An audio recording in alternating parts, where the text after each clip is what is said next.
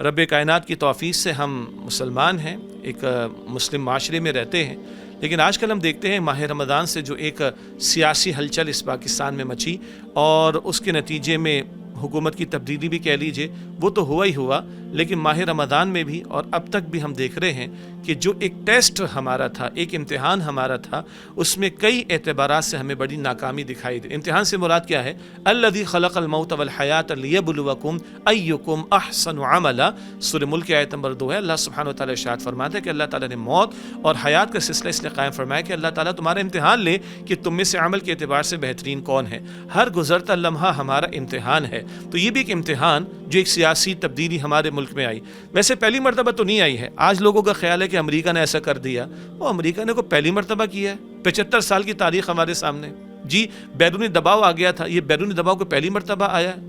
بارہا آتا رہا، جی اندرونی ہمارا بگاڑ بہت زیادہ ہو گیا، تو پہلی مرتبہ تھوڑی وہ مستقل ہوا ہے، یہ تو مستقل چلا ہے، نہیں ہونا چاہیے، ہم اس کی نفی کرتے ہیں، لیکن ہمارا امتحان تھا کہ حالات جس رخ پر گئے ہمارا طرز عمل کیا تھا۔ ماہ رمضان ہم نے گزارا، میں دین کا ایک ادنا طالب علم ہوں، یہاں تو ماشاءاللہ بڑے بڑے علماء کرام، اللہ تعالیٰ ان کی زندگیوں میں برکت عطا فرمائے، گفتگو کرتے ہیں اس فورم پر، ان کے بیانات آتے ہیں، اللہ تعالیٰ ان علماء کا سایہ ہم پر قائم رکھے۔ ہم تو ادنا طالب علم دین سیکھنے والے ہیں، لیکن بڑے ادب سے میں عرض کروں کہ بعض اہل علم اور علماء کرام کی جو واٹس ایپ کے گروپس ہیں ان میں ہمیں بھی شامل کر لیے گئے، پتہ نہیں کیوں، واللہ عالم۔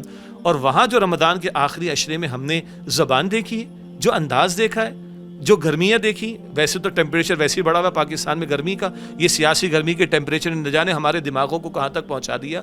کوئی اللہ کا خوف، کوئی کل کی جواب دہی کا احساس، اللہ اکبر۔ اللہ کا کلام ہمیں بتاتا ہے یہ زبانیں قیامت کے دن گواہی دیں گی۔ اللہ کا کلام بتاتا ہے کہ وہ وَتُكَلِّمُنَا أَيْدِيهِمْ وَتَشْهَدُ أَرْجُلُهُمْ بِمَا كَانُوا يَكْسِبُونَ، یہ ہاتھ اور پیر گواہی دیں گے۔ اللہ کا کلام ہمیں بتاتا ہے ان کے کان، ان کی آنکھیں، ان کی کھالیں گواہی دیں گی۔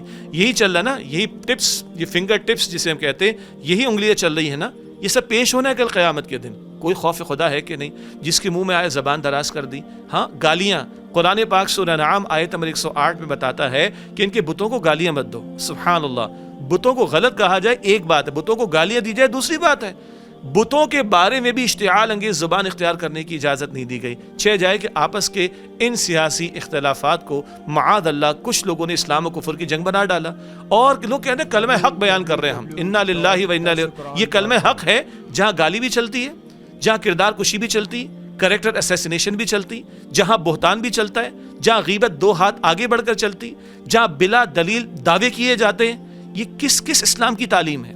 ہاں اللہ کے پیغمبر علیہ السلام فرماتے عرفہ کا دن، 9 ذی الحجہ اور ذی الحجہ کا مہینہ اور حرم کی سرزمین مقدس جیسے ہی حرام، یعنی اس کی حرمت کو پامال کرنا حرام، اسی طرح تم پر ایک دوسرے کی جان اور مال اور آبرو بھی حرام۔ بھول گئے ان تعلیمات کو ہم؟ سب سے زیادہ اللہ کے پیغمبر فرماتے صلی اللہ علیہ وسلم، یہ زبان کی کھیتیاں، زبان درازیاں، زبان کی یہ شر کے پہلو ہیں جو لوگوں کو جہنم میں لے جانے والے۔ اور آج زبان کہاں استعمال ہو رہی؟ کیا مبارک اوقات افطار کے، کیا مبارک اوقات سحری کے، کیا مبارک اوقات رات کے، کیا مبارک اوقات تراویح کے موقع کے۔ اللہ اکبر کبیرہ، اللہ ہمارے حال پر رحم فرمائے۔ یہ بہت توجہ کی ضرورت ہے۔ اور ہاں، یہاں شیخ الاسلام مفتی تقی عثمانی صاحب کا جو خطاب عید تھا، عید الفطر کا، اللہ تعالیٰ ان کو جزائے خیر عطا فرمائے، بالکل صحیح پن پوائنٹ کر کے انہوں نے توجہ دلائی۔ یہ نفرتوں کے بیچ کو بونے کی کوشش نہ کرو۔ پہلے کبھی ہم نے تعصب برتا تھا زبان کا، 71 میں بنگلہ دیش ہم نے بنوا ڈالا۔ جی یہ زبان کا تعصب، خطے کا تعصب اور علاقوں کا تعصب لے ڈوبے گا۔ ہمیں کلمے نے جوڑا تھا، مختلف زبانیں تھیں، مختلف خطے تھے، مختلف رنگ تھے، مختلف نسلیں تھیں، مختلف بود و باش والے تھے، مختلف ڈریس کوڈ والے تھے، مختلف جغرافیائی حالات میں رہنے والے تھے۔ کلمے نے ہمیں جوڑا تھا۔ خدارے نفرت کے بیج بونے کی کوشش نہ کریں۔ اختلاف رکھنا کوئی مسئلہ نہیں، مگر اختلاف کے کوئی آداب اور حدود ہوا کرتے، کہیں ہمارا ایمان تو ضائع نہیں ہو رہا۔ آج بہت اچھی بات مفتی تقی عثمانی صاحب نے بیان فرمائی، الزام لگاتے ہو لگا لو، اللہ کے سامنے دلیل پیش کر سکو گے نہیں تو نہ لگاؤ بھائی۔ کہاں چلے گئے ہم لوگ؟ یعنی سیاسی گرما گرمی میں جن کے سیاسی مفادات ہیں، اگر وہ بگاڑ کی طرف چلے گئے تو دیندار طبقہ، اللہ اور اس کے رسول علیہ السلام کا نام لینے والا طبقہ، مسجدوں میں نمازوں کے ذریعے مسجدوں کو آباد کرنے والا طبقہ، وہ بھی سطح پر آ جائے گا۔ اللہ تعالی ہمارے حال پر ہے فرمائے۔ ایک درد دل ہے جو ہم نے آپ کے سامنے رکھنا چاہا، یہ آئندہ بھی ہوگا، یہ گرمی اور بڑھنے کے امکانات موجود ہیں۔ خدا را ملک کو خانہ جنگی سے بچائیں اور دونوں اطراف کے افراد جو ہے وہ کوئی مل بیٹھ کر مذاکرات کی شکل اختیار کریں تاکہ ملک کی سالمیت اور ملک بچے گا تو اسلام کی کوئی بات ہوگی، ملک بچے گا تو اسلام کے غلبے اور نفاذ کی کوئی جد و جہد یہاں پر کر سکیں گے.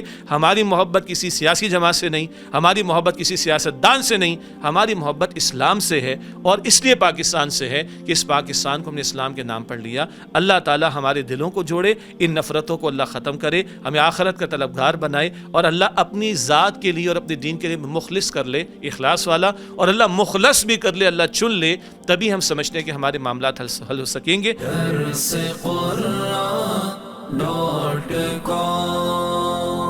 www.darsequran.com